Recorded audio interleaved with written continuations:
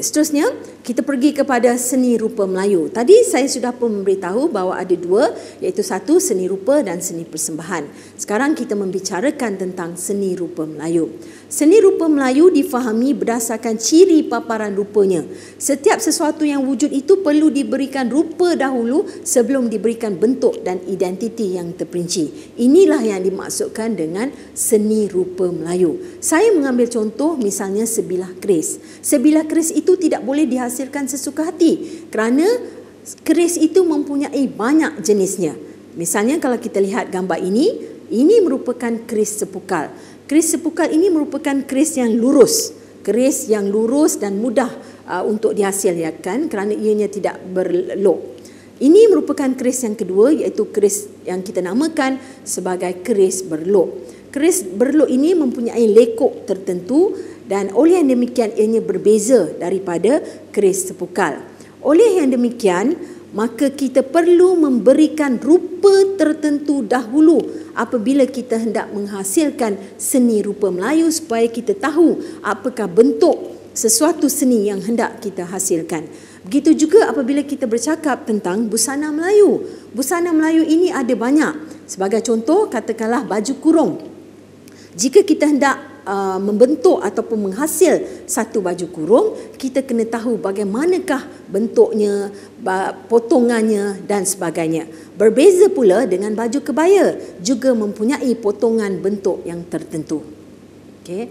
Seterusnya, seni rupa Melayu dihasilkan untuk mengisi pelbagai tuntutan dan keperluan orang Melayu. Seperti yang telah saya maklumkan pada peringkat awal lagi, bahawa sesuatu seni yang telah dicipta oleh bangsa Melayu suatu ketika dahulu, ya, sekian lama, mereka ini mencipta sesuatu hasil seni bukan dengan suka-suka, tetapi ada sebab dan fungsinya, ya, bagi memenuhi tuntutan dan keperluan orang Melayu. Misalnya sesuatu peralatan itu seperti ini. Kalau kita lihat bubu ini untuk menangkap ikan dihasilkan oleh orang Melayu, satu untuk keperluan, memenuhi keperluan pada ketika itu di mana pekerjaan masyarakat Melayu antara lainnya ialah sebagai nelayan, perlu ke sawah padi, menangkap ikan dan sebagainya, ya. Jadi ada sebab kenapa sesuatu itu dihasilkan. Begitu juga kalau kita lihat dari aspek adat dan kepercayaan. Adat dan kepercayaan ini kita boleh kaitkan dengan tempayan misalnya, ya. Bagi masyarakat Melayu, mereka percaya setiap rumah, misalnya rumah Melayu, mesti ada tempayan di bahagian bawah di tepi tangganya kerana setiap kali hendak melangkah masuk ke dalam rumah, mereka perlu membasuh kaki terlebih dahulu dengan kepercayaan, misalnya untuk mengelak daripada kekotoran di luar rumah dan dibawa masuk ke dalam rumah. Baik, kita pergi kepada yang seterusnya. Begitu juga untuk hiasan. Ada kesenian-kesenian yang dihasilkan itu bertujuan untuk hiasan. Misalnya tudung saji pada ketika itu bukan sekadar untuk menutup makanan, tetapi juga untuk dijadikan hiasan di dalam rumah. Begitu juga pakaian seperti busana yang dihasilkan untuk menutup tubuh dan secara tidak langsung ianya juga dihasilkan berkait dengan adat resam seperti tepak sirih misalnya untuk majlis perkahwinan dan sebagainya. Seterusnya, seni rupa Melayu ini terbahagi kepada dua kategori, ya. Satu, seni rupa dua dimensi di mana ianya berkait dengan semua jenis rupa yang bersifat rata, iaitu mempunyai ciri panjang dan lebar, ya. Seperti seni anyaman misalnya tikar yang mempunyai panjang dan lebar yang tertentu. Begitu juga seni tekstil seperti busana, kain songket, kain batik, ya, dan tenunan yang lain itu mempunyai panjang dan kelebaran yang tertentu. Seni lukis juga dikategorikan seni rupa dua dimensi dan seni ukir juga mungkin seni-seni yang lain. Seterusnya, ini yang ditunjukkan tadi yang saya katakan, seni lukis, seni anyaman berbentuk tikar, seni rupa dua dimensi, seni ukiran dan seni tekstil. Seterusnya kita pergi kepada seni rupa tiga dimensi. Yang dinyatakan seni rupa tiga dimensi ini merupakan semua seni rupa yang mempunyai dimensi panjang, lebar dan dalam. Ya, contohnya seni bena, seni busana, seni tembikar, seni kraft tangan. di mana mempunyai ciri-ciri kedalaman tertentu. Kalau kita lihat rumah yang kita kaitkan dengan seni bena, bukan sekadar mempunyai ciri panjang dan lebar, tetapi mempunyai kedalaman tertentu daripada awal anjungnya sehinggalah ke ruang dapurnya. Okey, ini contoh ya. Seni bena, seni tembikar.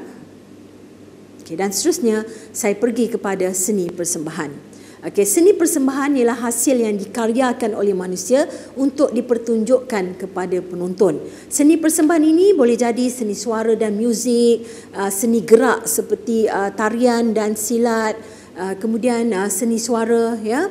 Dengan adanya dorongan untuk mengkomunikasikan pengalaman, pengetahuan, harapan, kepercayaan, nilai, norma dan pandangan mereka kepada ahli-ahli masyarakat yang lain. Apa yang cuba dinyatakan ini bermaksud seni persembahan yang dihasilkan itu bukanlah untuk keperluan peribadi semata-mata, tetapi sebenarnya dihasilkan dengan tujuan untuk berkongsi pengalaman dan harapan hasil daripada sesuatu seni itu. Okay, kita lihat seni persembahan masyarakat Melayu.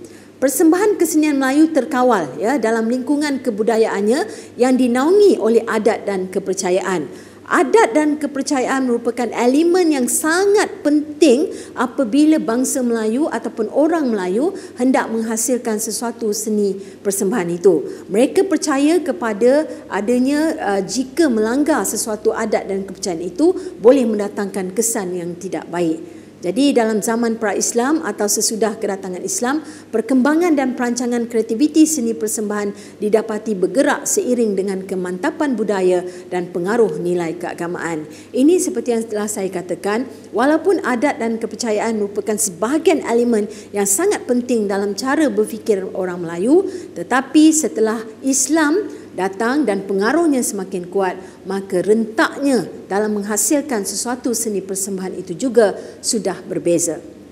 Baik. Menurut Abdul Rahman Al-Baghdadi, persembahan kesenian dan kebudayaan ada yang bersifat kemasyarakatan. Persembahan sebegini melambangkan kekuatan kerjasama kelompok dan perwujudan saling hormat-menghormati sesuai dengan tradisi masyarakat tersebut. Dan kesenian dan kebudayaan yang dipersembahkan ini merupakan ekspresi suatu gagasan, emosi dan kisah. Maknanya satu perkongsian di antara satu sama lain dalam masyarakat tersebut. Konsep keindahan, kebaikan, kesempurnaan dan ketelitian merupakan isu pokok yang dibawa dalam seni persembahan ini. Baik. Konsep keindahan dan kesempurnaan ini adalah berdasarkan kepada elemen-elemen tertentu. Misalnya mesti ada struktur-strukturnya, ya. Mungkin peringkat-peringkatnya daripada awal, bagaimana permulaan pembukaan sesuatu seni persembahan, di peringkat tengahnya bagaimana semasa persembahan itu dihasilkan, dan di bahagian penutupnya. Begitu juga genre-genre tertentu. Misalnya kalau kata seni persembahan itu berbentuk puisi, sajak, drama, mempunyai cara tata cara yang tertentu. Yang ketiga, penyampaian atau medium persembahan itu bagaimana untuk disampaikan kepada audiens dan apakah sebenarnya tujuan sesuatu kesenian itu dihasilkan.